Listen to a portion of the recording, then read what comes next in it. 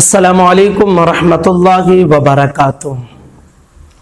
رمضان المبارک قریب آ رہا ہے اور آپ جانتے ہیں کہ لاک ڈاؤن میں مسلسل اضافہ ہوتا جا رہا ہے، اس لیے لوگ تراویح کے حوالے سے بہت فکر مند ہیں اور بار بار اس کے حوالے سے سوالات بھی آ رہے ہیں اور سوشل میڈیا وغیرہ پر کچھ مسائل بھی بھیجے جا رہے ہیں۔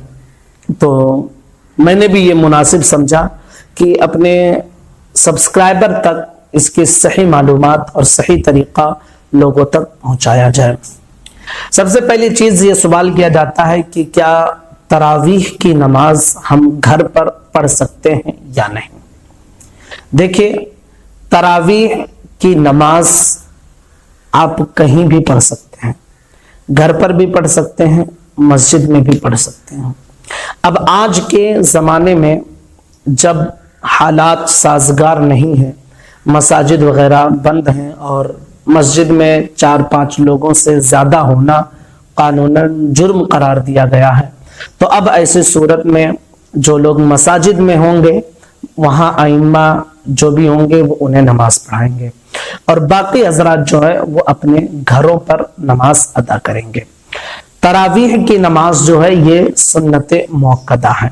اگر مسجد میں تراویح کی جماعت ہو رہی ہے اور آپ شامل ہو سکتے ہیں تو بہتر اور مناسب یہ ہے کہ آپ مسجد میں ہی جائیں اور وہاں تراویح کی جماعت میں شریک ہو، لوگوں کے ساتھ نماز ادا کریں۔ لیکن حالات ہمارے اتنے ناسازگار ہیں کہ ہم مساجد میں جا نہیں سکتے ہیں، قانوناً مجرم قرار پائیں گے، اس لیے اگر جب وہاں جانا ممکن نہیں ہے تو آپ اپنے گھروں پر ہی تراویح کی نماز ادا کریں۔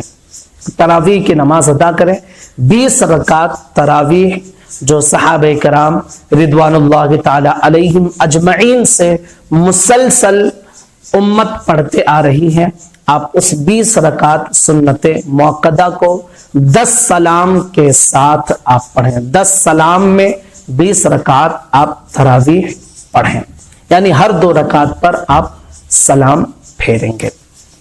دوسری بات یہ کہ حافظ اگر نہیں مل رہے ہیں تو ہم تراویح کیسے پڑھیں؟ تو دیکھیے کہ تراویح کی جو نماز ہے وہ ایک سنت ہے اور تراویح میں قرآن مقدس کو ختم کرنا یہ دوسری سنت مبارکہ ہیں۔ تو اگر دونوں سنتوں پر عمل ممکن ہو تو بہت زیادہ بہتر ہے۔ اگر آپ حافظ کا انتظام کر سکتے ہیں تو اپنے گھروں پر حافظ وغیرہ کا انتظام کر کے قرآن مقدس سنیں، آپ دونوں سنتوں پر عمل ہو جائے گی۔ اور اگر یہ ممکن نہیں ہے تو پھر گھر میں جو بھی جماعت کی نماز یعنی جماعت نماز پڑھانے کے قابل ہو، باشرہ ہو اور مسائل وغیرہ قرات وغیرہ کر سکتے ہوں تو وہ خود اگر حافظ نہیں ہے تو الم تری کیف فعل ربک باصحاب الفیل، الم تری سے سورہ ناس تک اگر انہیں یاد ہے تو جو سورہ تراویح الم تری سے سورہ ناس تک ہے اس کو آپ پڑھ کر تراویح مکمل کریں۔ اور اگر یہ بھی نہیں ممکن ہے تو آپ اکیلے اگر ہیں گھر پر تو آپ اکیلے 20 رکعت تراویح پڑھ سکتے ہیں۔ اگر الم تری سے سورہ ناس تک پوری 10 سورتیں یاد ہیں تو آپ اسی کو تراویح میں پڑھیں، اور اگر نہیں یاد ہیں تو جو سورت آپ کو یاد ہے اس سورت کے ساتھ آپ تراویح پڑھ سکتے ہیں۔ جیسے مثلا کسی کو والعصر یاد ہے اور قل هو اللہ احد ہے تو پہلی رکعت میں والعصر پڑھ لے، دوسری میں قل هو اللہ احد، اور کوئی صورت یاد ہی نہیں ہے تو 2 رکعت مکمل ہو گئی۔